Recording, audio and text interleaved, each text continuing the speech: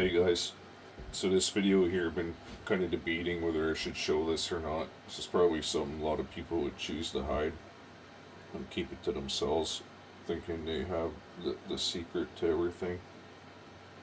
But I'm going to show you guys. I said I was going to show it like 4 years ago in some of my pulse motor videos. But I used to use this quite a bit with a 60 centimeter rotor. It's really powerful. You can charge a shitload of batteries with this stuff or use like loads like LEDs. Resistive loads work, but you have to you can't bring the resistance right down to zero. Like you can't close the circuit. It has to start from a starting point, like because like a battery or an LED only turns on at a certain voltage, and that's the key to this working. So let me just explain here about what I got going on here, and then I'll get to the demo here. So I'll try to make this video as short as possible, but there's quite a bit of stuff to go through. Okay, this is my normal driver circuit like you see in all my past videos. This is the only side I'm going to be using. This one's not hooked up. I got this 12 volt battery here hooked up to the back EMF like I usually do. That's the coil that's going to be running right there. It's connected there to there. This coil back here is the one I'm going to be measuring the alternating current and the frequency off of. They're just there, those coils, they're not any load on them. The wires are right here hooked to the AC of that bridge rectifier. And I'm only going to be measuring this coil. And that comes back here to this meter. So you'll see the frequency up here and the voltage down here. I'll get this going here right now. That's my input battery. It's about 14.5 volts. So I'm going to hook that up so this motor gets up to speed. That's the input current. So we have 14.5 volts or so going in. I'm not exactly sure what that voltage of that battery is, but I know it's somewhere around 14.5. And this one's pretty close. I'll be using this battery in this demo too. But once this gets up to speed,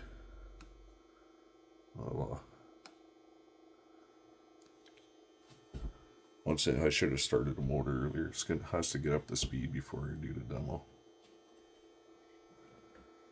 But first of all, I'll be running the batteries. The LEDs. And then I will end up putting this diode to charge that battery with this circuit. And also after that, I'll show you much more drastic results with this bigger transformer.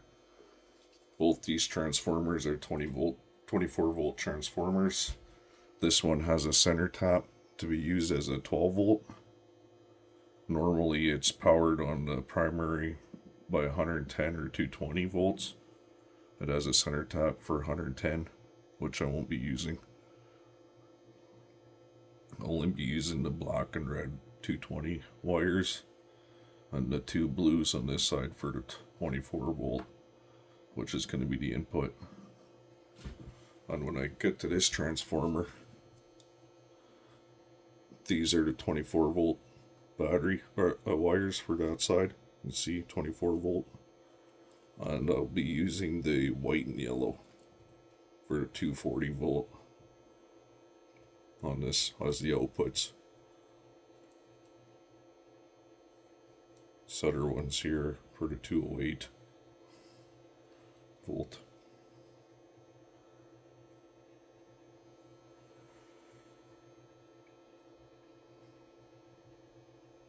So that's what I'll be doing with this one. Okay, we're almost there. 66 hertz or so. I think it might get up to 67, but 66 is good enough for me to turn this on.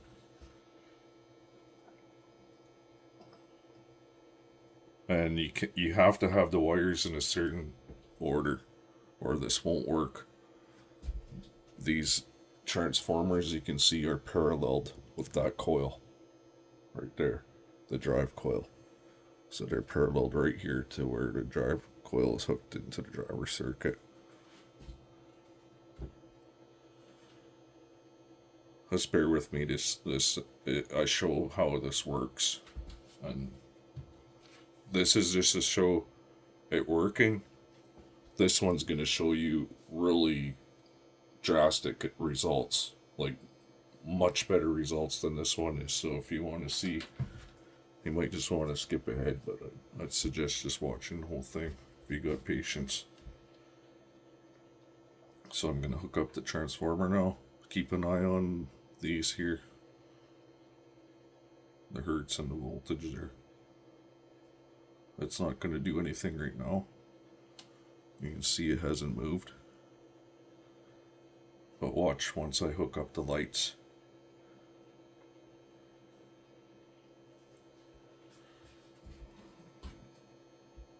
I'll let it speed up, and then I'll take it off and I'll hook it up in reverse after it slows back down. I'll show you why it's important to hook them up in the right direction.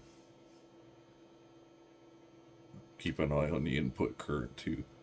With larger loads and like transformers that aren't really matched to your coil and your power input, might make your input go up quite a bit, but you're also pulling power out and the rotor's speeding up. So you're getting much more out than what is actually going in when you're doing this.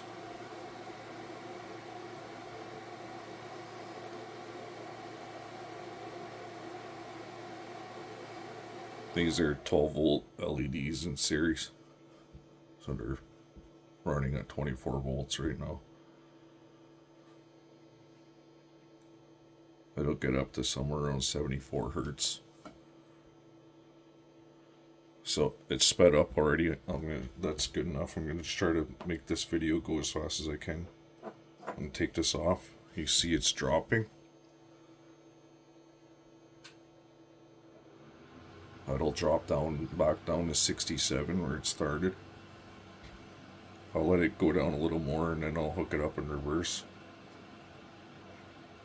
And you'll see the lights will still go up, still turn on, but the input power will use power and the motor won't increase in speed at all. It's because they're just using the power conventionally. You'll see here, I'll hook it up and it'll go back down to where it was at 67 hertz. And you'll see it's using power now.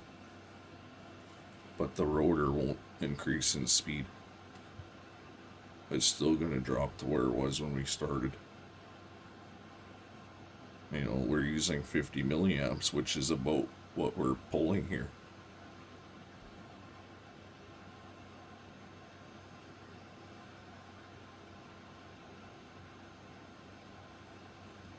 So that's where the rotor's going to run when we're not pulling any power. I'll take that off like that. It's going to be somewhere in that neighborhood where it's going to stay. So now I'm going to take this LED here, or not LED, this diode. Move these out of the way. Going to put this here. This is going to be a crude demonstration, but it's just something I want to do quickly to show you guys how this works. And if it's not working, you have your LED backwards.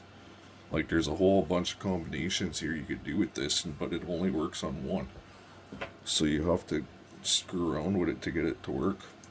So you have to, I got the positive of the LED, or LED diode facing out here. So that is the side you want to put into the positive of the battery. And try to have the battery at a high enough voltage where it's not going to take your circuit down to zero.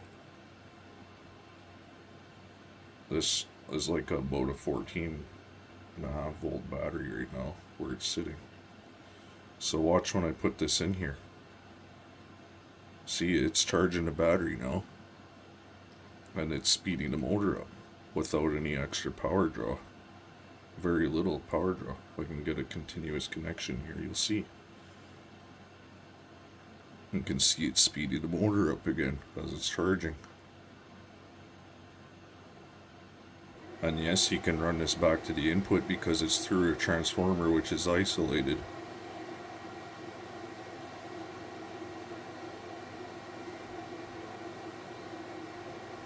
And you can see it speeding up. It'll probably speed up faster than what it was with the LEDs.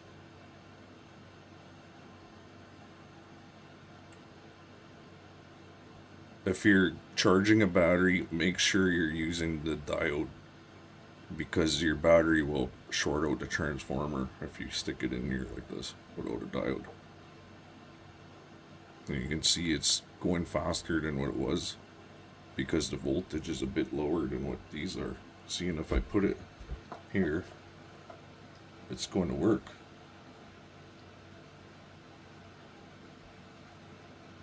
But if I put it the other way, it won't work. So now, that's it for this transformer. I'm going to move on to the other one here. Try to do this video as fast as I can. Do the same demonstration with the other transformer. So, just bear with me because I don't even know which wires I have to use here, which direction to make it work. I'll do that right now.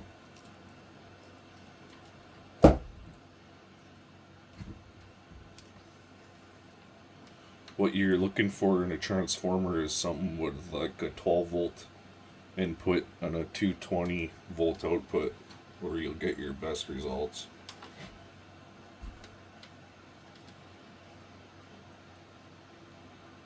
Like making your own is what I used to do, because I was blowing up so many transformers. And other ones that work good are audio amplifier transformers out of amplifiers. They work pretty good because you have a lot of multiple taps. See there, I got it right the first time. Here, watch how much this one's going to go up compared to what it was doing with the other transformer. So I'll just leave it. And you notice it hardly took any input up at all, 10 milliamps. It's a lot brighter, and you're going to see the motor go a lot faster. And the more power you're using with your motor, the more drastic these effects will be. Like, it'll be such a difference where your motor's going to speed up so fast it might blow up if it's not built properly. Like, we're way faster than the other one is, and that's the input power doesn't hardly move. We're about 10 milliamps more than when we weren't using it. But the RPMs in that motor went way up.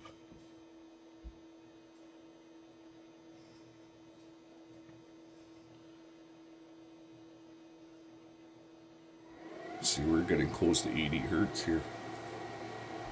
We started at 67. We're 80. And still climbing. I don't even know. I've never tried to see how high it'll actually go with this transformer.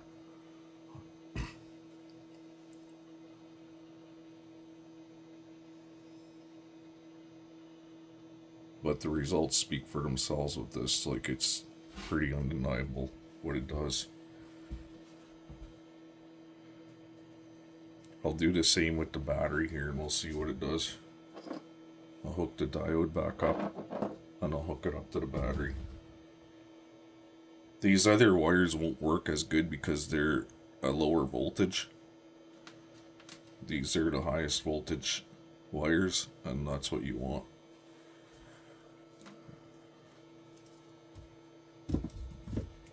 So I'll put this diode here.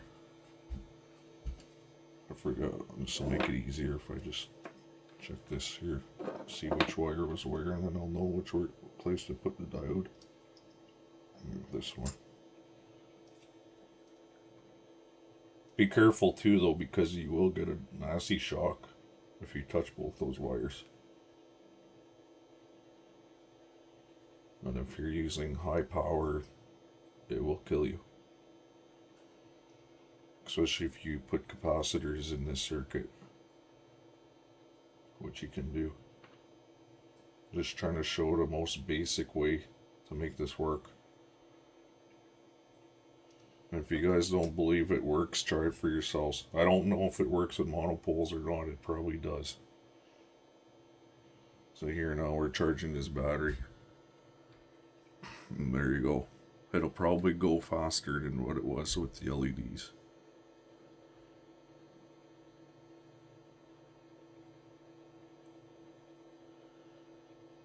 I've never seen this before. I've done this a lot in the past, but I've never seen it anywhere else. Other people do it.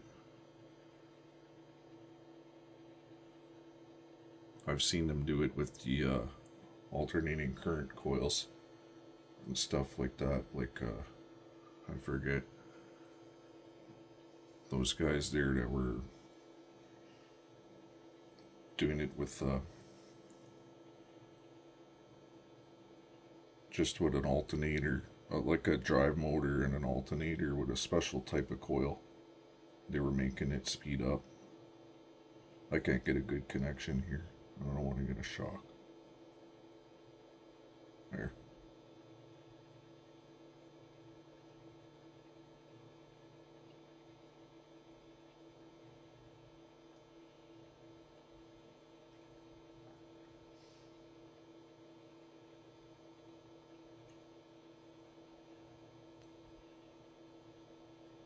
I can hold it with a good connection. It's not a very good connection.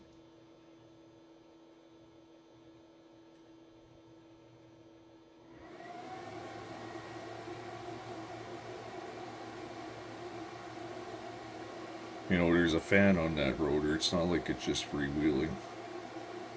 Keep losing my connection here.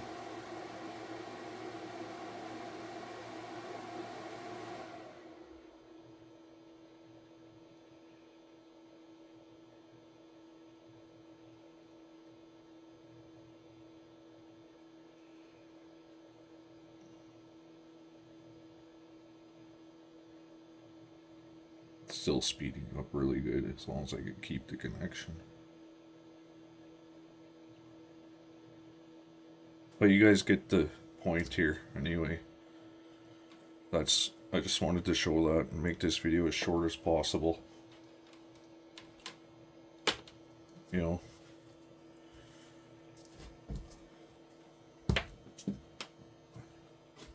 That's all there is to it.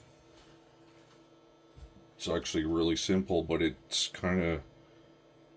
not easy to figure out if you don't try.